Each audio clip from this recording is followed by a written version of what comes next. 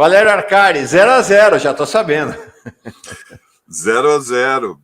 A garotada do Santos correu como se não houvesse amanhã.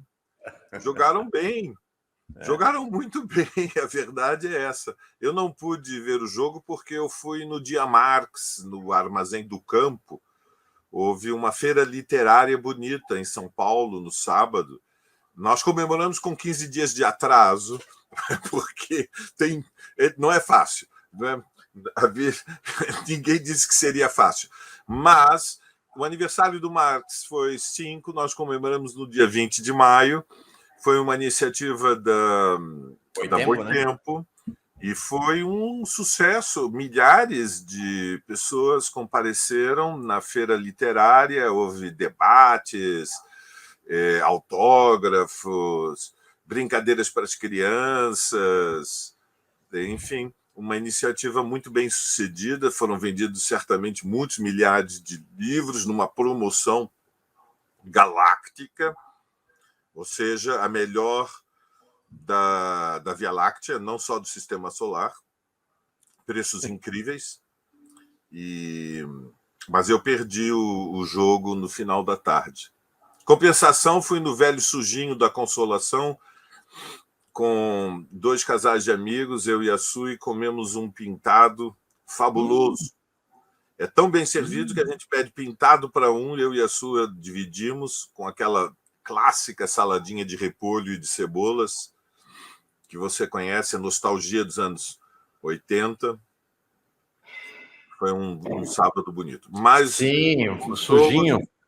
Lembra do Sujinho, né? Nossa, não, estava... Que era conhecido na nossa época como o Bar das Putas. Exatamente. É isso aí.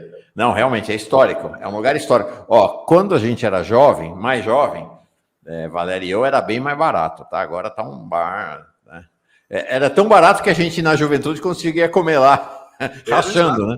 Agora tinha uma boa grelha de carvão e era uma espécie, era a churrascaria dos pobres, né? Tinha a bisteca fiorentina, mas continua muito bom. Com R$80 um casal come, divide um prato. Valério, vamos falar de futebol? Vamos. Brinquei com você sobre futebol, porque de fato você é alguém, né, um fanático, né, pelo seu Palmeiras. Eu sei que você acompanha futebol. O futebol entrou na agenda política global, não só brasileira, global, neste domingo, com as cenas que nós vimos. Praticamente metade da torcida do Sevilha gritando mono, mono, macaco, macaco, para o Vini Júnior. Não é a primeira vez. A reação do técnico, do Ancelotti, na coletiva, ele recusou-se a falar sobre a partida, só quis falar sobre esse assunto. O presidente da La Liga defendendo os ataques racistas e condenando o Vinícius Júnior, que soltou uma nota, por sinal, primorosa, eu li mais cedo aqui, e meio que insinuando que pode sair da Espanha. E o presidente Lula, lá no Japão, fez questão de abrir a sua coletiva com esse assunto. Vista fazendo um gesto de solidariedade a um jogador brasileiro, jovem, negro, que joga no Real Madrid, que ontem, num jogo no estádio do Valência, ele foi fortemente atacado, sendo chamado de macaco. Ou seja, não é possível que quase no meio do século XXI a gente tenha o preconceito racial ganhando força em vários estádios de futebol. Não é justo que o menino pobre, que venceu na vida, que está se transformando possivelmente num dos melhores jogadores do mundo, certamente do Real Madrid ele é o melhor, é ofendido em cada estádio que ele comparece. Eu penso que é importante que a FIFA, que a Liga Espanhola, que a Liga de outros países, tome sérias providências, porque nós não podemos permitir que o fascismo tome conta e o racismo dentro do estádio.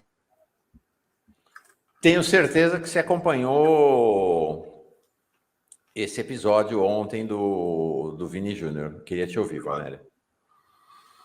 Bom, o episódio deve ser interpretado num contexto, para atribuirmos sentido. Não é secundário. Nós estamos falando de uma gota d'água. É um processo.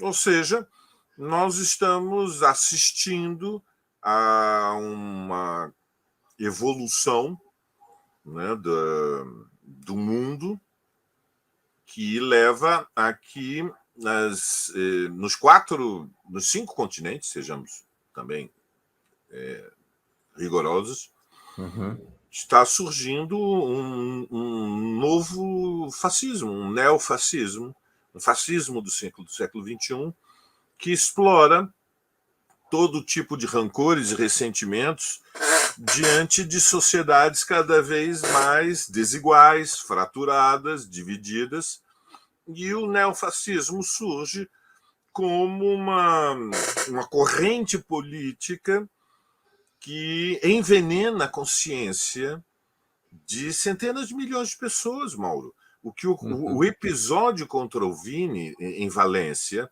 é de máxima gravidade. Ele não é uma manifestação residual. Ou seja, há segmentos nas sociedades contemporâneas que estão zangadas, que estão irritadas, que estão rancorosas, que estão ressentidas.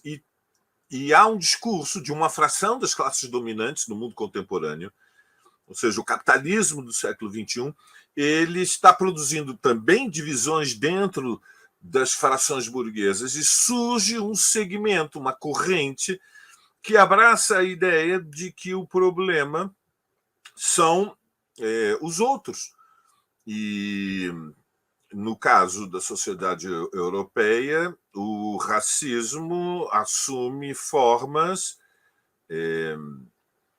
dramáticas. Quer dizer, o episódio em si, um estádio de futebol, um segmento de massas gritando para um jovem menino brasileiro, que é um ídolo esportivo, de macaco, como disse o Lula, com toda razão.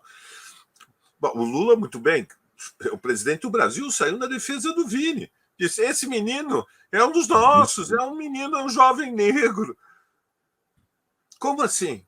Então, há uma ideologia perigosíssima que explora o nacionalismo exaltado e constrói a nostalgia romantizada, portanto, falsificada, de um passado no qual a vida era melhor, e a causa pela qual a vida ficou pior é que há imigrantes. Então, é uma exploração dos ressentimentos de segmentos da sociedade que se sentem ameaçados pelos imigrantes. Bom, mas existe movimento de milhões de imigrantes que querem uma vida melhor, e no caso do continente africano e do Médio Oriente, e mesmo da Ásia Central, não têm alternativa senão a migração para os países centrais. Claro que a massa dos imigrantes, nós sabemos, são, no caso da África, jovens, famílias inteiras da África, do Maghreb, magrebianos em primeiro lugar, de língua árabe. Depois vieram ondas de migração da África subsaariana, de populações das ex-colônias francesas e inglesas, populações negras, que não têm esperança de uma vida melhor dentro dos seus países e, portanto, imigram. Nós, brasileiros, vivemos o mesmo fenômeno que as sociedades africanas, que as sociedades do Oriente Médio e da Ásia Central, em menor escala, mas vamos lembrar que se estima, o próprio Itamaraty, que entre 3 e 5 milhões de brasileiros já saíram do Brasil ao longo dos últimos 30 anos, o que não é secundário para uma população economicamente ativa estimada pelo IBGE nos números publicados na semana passada. Nós vamos ter números melhores quando forem consolidados o censo, as pesquisas do censo, mas nós estamos falando de algo próximo a 5% da população economicamente ativa, que, na sua grande maioria, foram para os Estados Unidos, para Portugal, para o Reino Unido, para a França, para a Suíça, para tantos destinos diferentes nos países centrais, na sua maioria buscando, essencialmente, para as habilidades que têm, uma inserção econômica e social mais elevada, um futuro melhor para si e para os seus filhos.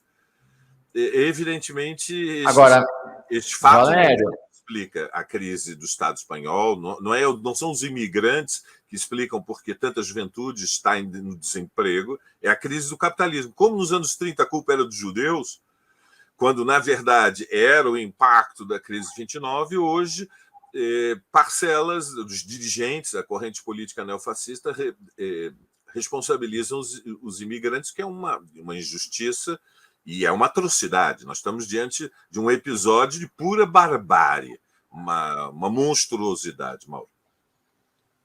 você sabe, Valério, eu acho que essa é uma questão interessante, que é o tamanho desta questão do racismo na humanidade. Porque o tema do racismo atravessa, você até fez referência lateral a isso, o planeta inteiro. Tem racismo no Brasil, tem na Espanha, tem em Portugal, mas você vai lá, na China tem racismo, no Japão tem racismo, na África tem racismos também. Você vai na Oceania, na Austrália tem racismo, ou seja, racismo é um tema que atravessa toda a humanidade e acho que o que você traz, o que você aporta de observação é que existe, sempre existiu, mas ele está alavancado de maneira talvez sem precedentes pela força política da extrema-direita. Né? Não é à toa que o poder, que o racismo estava no centro da política do nazismo na Alemanha. Né? É tradicional. Ele está muito alavancado. Né? Ele tornou-se ele que era uma doença, vamos dizer assim, uma em caráter endêmico, transformou-se numa pandemia, né, global. Inclusive na Birmânia. Na Birmânia houve um dramático conflito de deslocamento da população Rohingya, que não é, digamos, de religião budista, é um povo que vivia na fronteira da Birmânia, antiga Burma, colônia inglesa, império conquistado pelos navios de guerra ingleses há 200 anos, nos anos 20 do século XIX. Esta população Rohingya fica na fronteira norte da Birmânia com o Bangladesh. Eles abraçam a religião muçulmana e foram empurrados pelo exército num processo de deslocamento de territórios, de disputa de terra. Né? Estamos falando da Birmânia, um país camponês, e é digamos, um dos mais dramáticos processos inflamados, exaltados pela ideologia racista para fazer disputa de território e deslocamento de populações. Bom, o fenômeno em si. Evidentemente, nós sabemos que os estudos antropológicos contemporâneos, que nós temos alguns traços de comportamento que foram herdados pela seleção darwinista.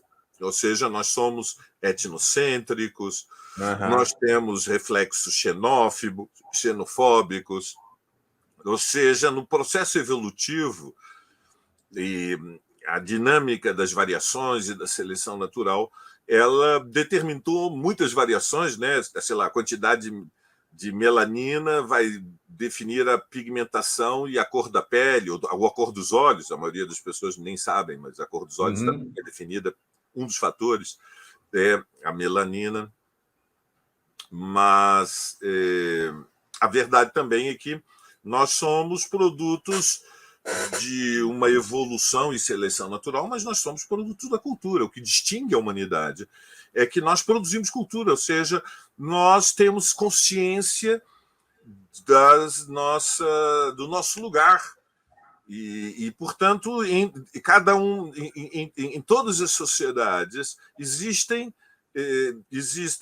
conflitos políticos e sociais, e, portanto, não é a condição humana, a natureza humana que explica o ódio, a desconfiança, o estranhamento, o medo dos outros. Né? Tudo isso é parte do que nós somos, mas nós também somos colaboração, não somos só conflito.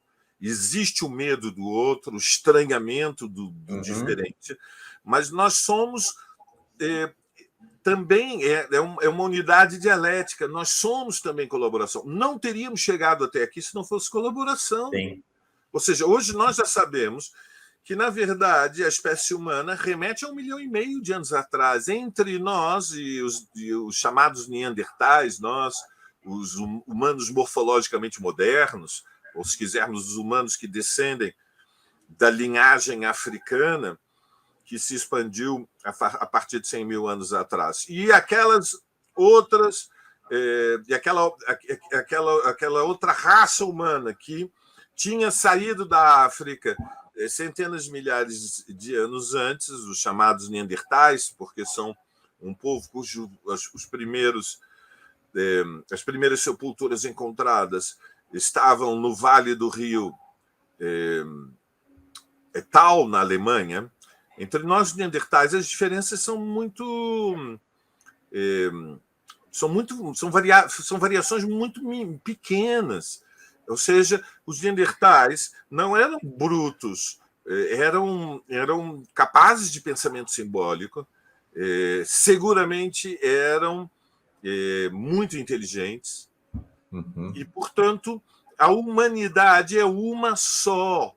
E estas pequenas variações que existem entre os caucasianos ou brancos, entre os negros ou africanos, entre os asiáticos, e todas as variações que existem entre as raças, são um fenômeno historicamente muito recente, ou seja, algumas dezenas de milhares de anos, são resultados de, essencialmente, adaptações. São tão recentes, Mauro, que a maioria que nos estão ouvindo talvez não saibam que aonde existe a maior variedade genética, né, no estoque de informação genética que a humanidade tem, a maior variedade está no continente africano. Por quê? Porque foi somente um ramo da espécie dos humanos modernos que saiu da África há 100 mil anos atrás. E, portanto, a humanidade, tal como a humanidade existiu na África durante centenas e centenas de milhares de anos, e, portanto, houve o tempo para variações muito maiores do que aquela do ramo que se dirigiu para o Oriente Médio e depois chegou à Europa, aproximadamente, se estima, entre 50 e 30 mil anos atrás. Valério. Portanto, que as raças, na verdade, as raças são um fenômeno cultural, não há, no fundamental, diferenças entre os humanos que hoje estamos presentes no mundo, é tudo político e ideológico. Agora, é funcional o racismo. Vou botar o dedo na ferida, Mauro, botar o dedo na ferida. O racismo, ele é instrumental para criar uma base social de massas e preservação de privilégios na sociedade contemporânea. É um envenenamento ideológico. No fundo, o que os fascistas, o Vox está fazendo na Espanha, é o partido hoje que tem maior dinâmica de crescimento. Evidentemente que o episódio de Valência responde à campanha permanente do Vox, que é como o Rassemblement Nacional da Marine Le Pen na França, a culpa é dos imigrantes. Expulsar os migrantes, limpar a Espanha. Portanto, estamos falando de limpeza étnica. Nós estamos falando do mesmo fenômeno que explica o episódio provavelmente mais apocalíptico da história humana, que foi a Segunda Guerra Mundial e o Holocausto. Então, o Holocausto judeu. Ou seja, nós vimos o racismo assumir formas de barbárie extrema, que foi a operação político-militar construída pelo Estado alemão sob a direção do Partido Nazista e de Hitler, de limpeza étnica de um povo. Ou seja, a construção de um sistema industrial para a aniquilação de 6 milhões de vidas humanas. É o racismo elevado à enésima potência da ideologia da guerra total. Nós estamos no início do século XXI assistindo exatamente ao mesmo fenômeno. No Brasil, vocês se lembram da campanha do bolsonarismo contra os nordestinos?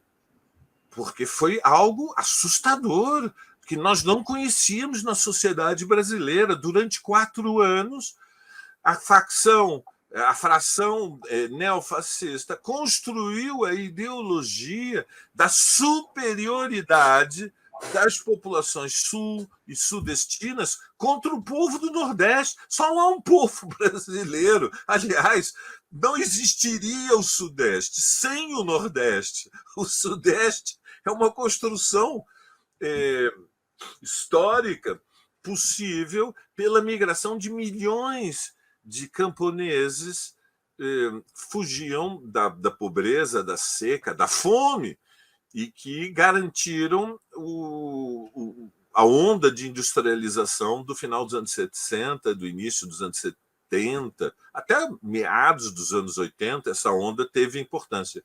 Então, o fascismo é a ideologia da contra-revolução capitalista no início desta terceira década do século XXI, e obedece a um cálculo.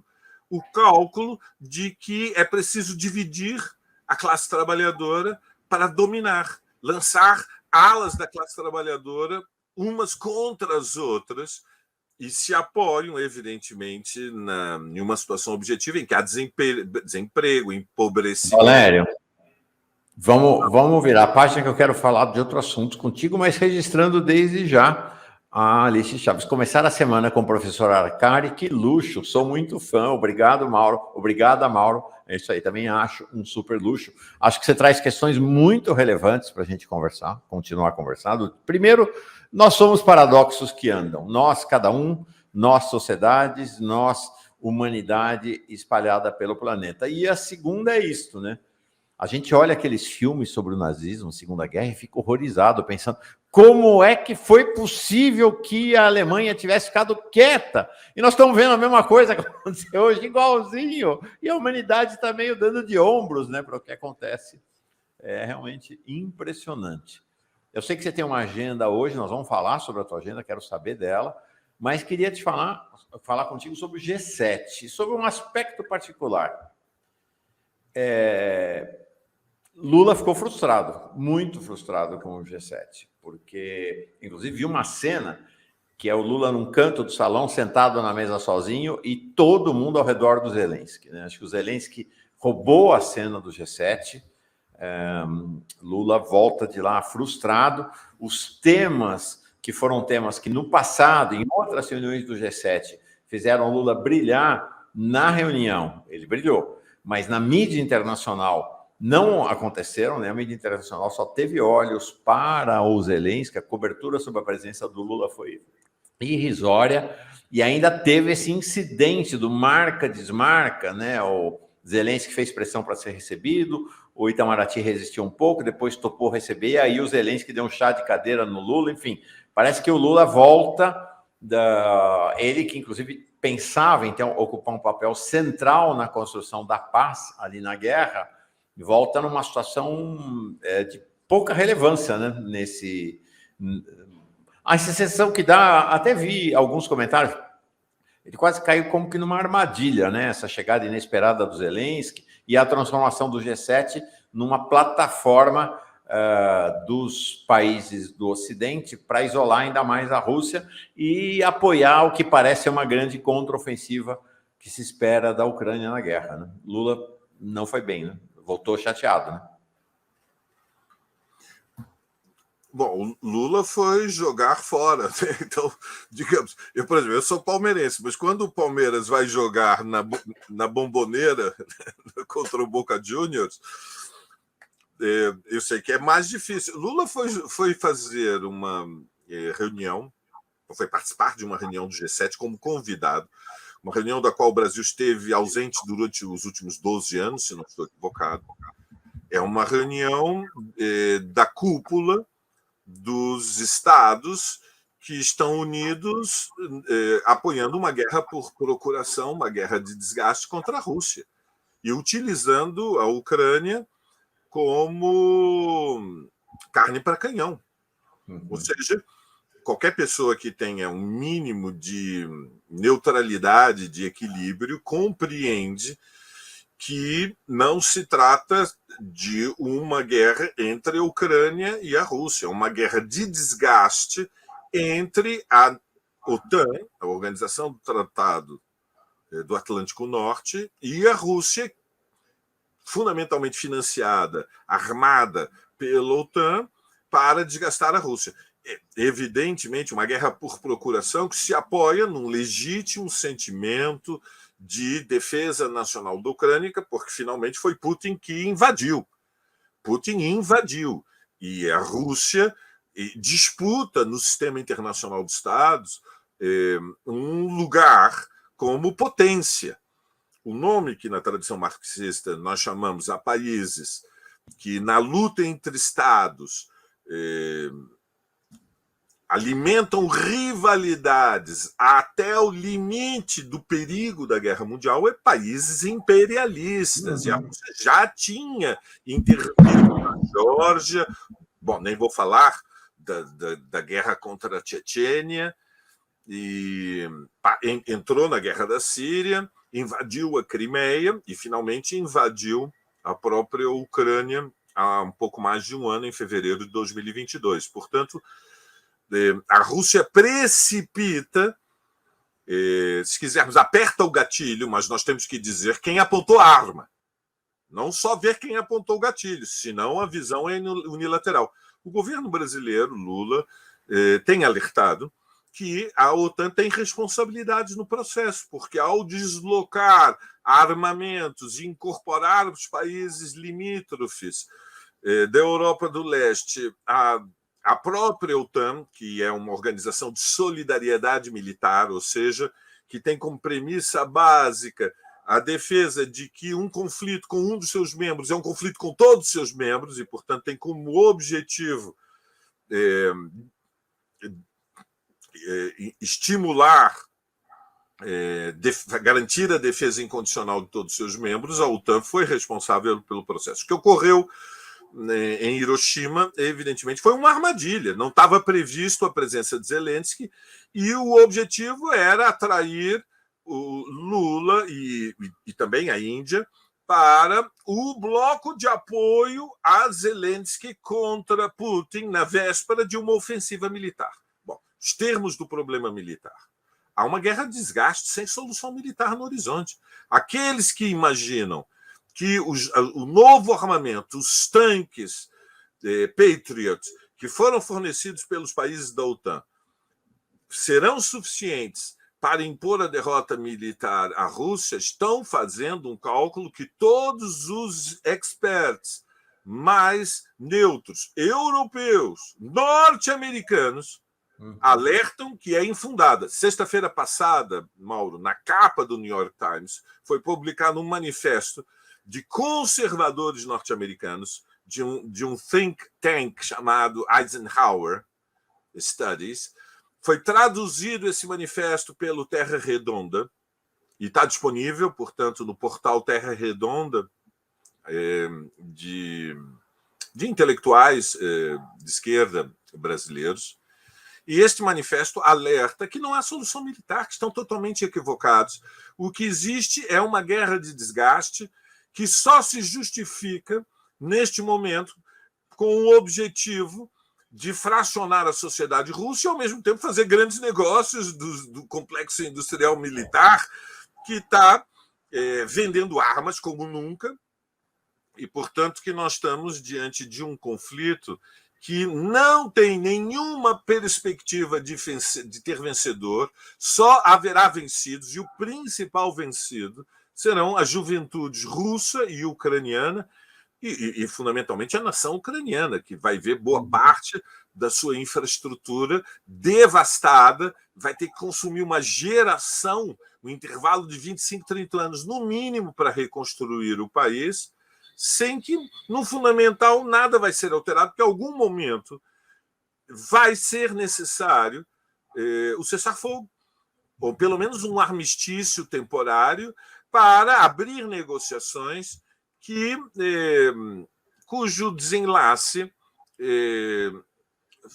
será muito fundamentalmente manter algum tipo de status quo, como o que já se estabeleceu em outras regiões do mundo. Por exemplo, as colinas do Golã foram ocupadas por Israel há mais de meio século atrás. Foi uma violação completa do direito internacional, e isso não exigiu que a ONU desse um ultimato contra Jerusalém, contra Tel Aviv na época, contra o Estado de Israel, dizendo as colinas do Golã são território histórico da Síria e, portanto, retirem-se imediatamente das colinas do Golã. Não, o Estado sionista continua nas colinas do Golã até hoje porque venceu militarmente a guerra. Não é possível o mesmo nesta guerra na Ucrânia. Subestimam a Rússia, estão subestimando a capacidade do complexo industrial militar russo de responder ao desafio. A guerra é de desgaste e, portanto, a aposta é que a sociedade russa se fraciona antes da sociedade ucraniana se dividir e derrubar Zelensky. Nem Zelensky vai ser derrubado por uma revolução, nem Putin vai ser derrubado por um golpe de Estado. Essas hipóteses são muito improváveis e, infelizmente, o que vai acontecer é que a matança vai continuar. Nós nem sabemos os números dos mortos, quero terminar botando o dedo naquilo que penso que é a ferida. Há um mistério, não há informações, como de resto não é novidade, não é inusitado, não há informações rigorosas sobre o custo humano da guerra, mas os especialistas eles fazem o cálculo que dos dois lados já podemos falar de mais de 100 mil mortos, tanto ucranianos quanto russos. Portanto, centenas de milhares de mortos. Uma cicatriz demográfica nestas sociedades, Mauro. Isso aí. O fato é que Putin lançou-se a invasão da Ucrânia achando que ia dar um checkmate e resolveria a guerra em questão de semanas. Aí tá aí, daqui a pouco já vai fazer 2 anos de guerra.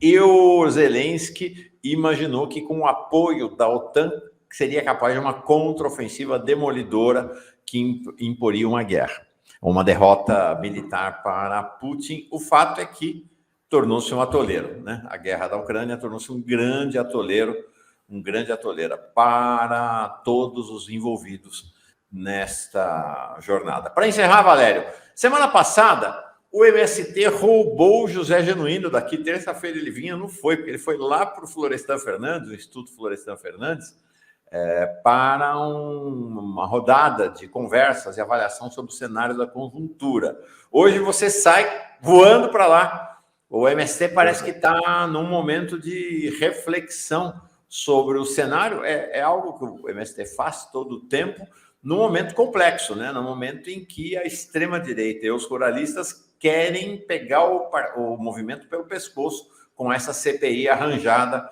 lá na Câmara das Deputadas e Deputados. Então, você está indo para lá, né? Estou indo agora. O ônibus sai às 10 horas da manhã do Armazém do Campo, aqui do centro de São Paulo. Vamos para...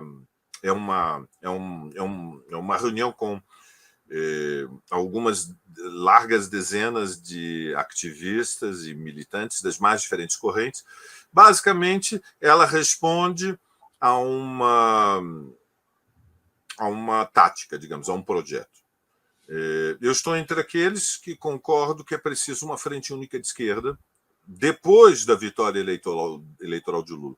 Tinha gente que já era contra quando o Bolsonaro estava no poder e secundarizava a importância da frente única de esquerda. Eu era, digamos, apaixonadamente a favor, mas penso que ela permanece necessária porque A tarefa central que está colocada diante de nós continua sendo a luta contra o bolsonarismo, ou seja, o governo Lula é um governo de coalizão, um governo de frente ampla, um governo com representação de setores orgânicos da classe dominante, e a primeira tarefa da esquerda brasileira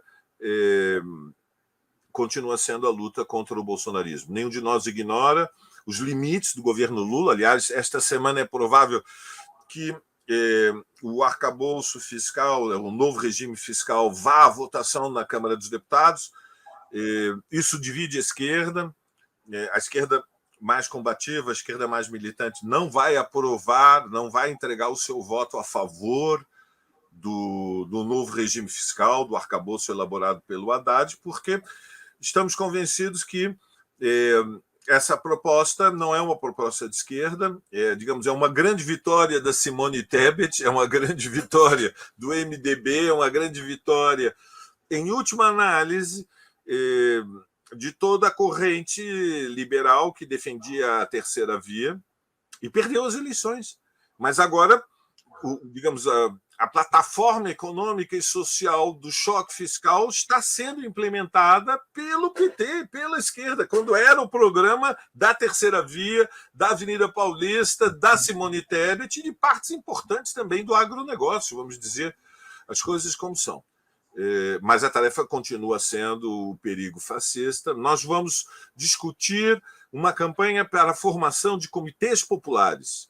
A iniciativa ela une movimentos populares, movimento negro, movimento estudantil, movimento operário, lideranças, portanto, de diferentes segmentos, e a orientação é construir comitês populares para lutar contra o perigo neofascista no Brasil. O tema que nós vamos discutir é quais são as vias, quais são as prioridades, quais são as bandeiras com as quais é possível tentar colocar em movimento uma mobilização social.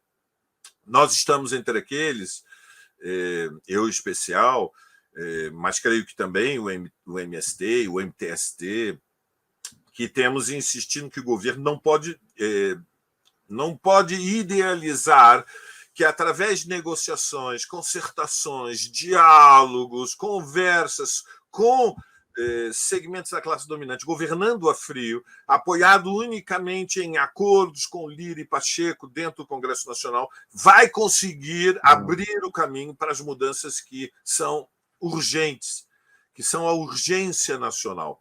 Ou seja, antes de garantir o superávit fiscal, nós temos prioridades. Como é que acabamos com a fome?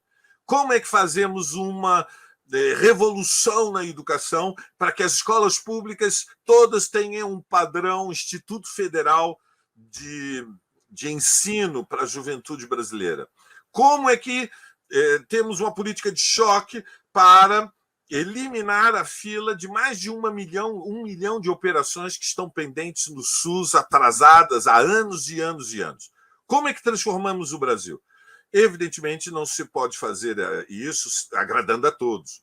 E o superávit fiscal, como você sabe, estabelece que o sono dos rentistas deve ser garantido para que não haja desestabilização da governabilidade. Então, nós vamos para Guararema, vamos para a Escola Nacional Florestan Fernandes para construir a mobilização, para impulsionar que o caminho das reformas venha mais rápido. Como é que vamos motivar os setores mais avançados, uma vanguarda de esquerda, para fazer a disputa nas ruas? Vem aí a reforma tributária, né? A luta por uma reforma tributária popular, ou seja, os ricos que paguem pela crise. Como é que vamos abrir os caminhos? Essa é, digamos, a tempestade cerebral que nós vamos fazer nos próximos dias em Guararema, e que é a expressão de uma frente única de esquerda construída de baixo para cima. Perfeito. Boa jornada lá, então, com os camaradas do MST. Semana que vem ficamos sabendo desses detalhes todos. Valério Arcari, grande figura, virou figurinha carimbada às segundas-feiras para nós aqui, para comentar futebol e política e a vida. Abração. Aquele abraço.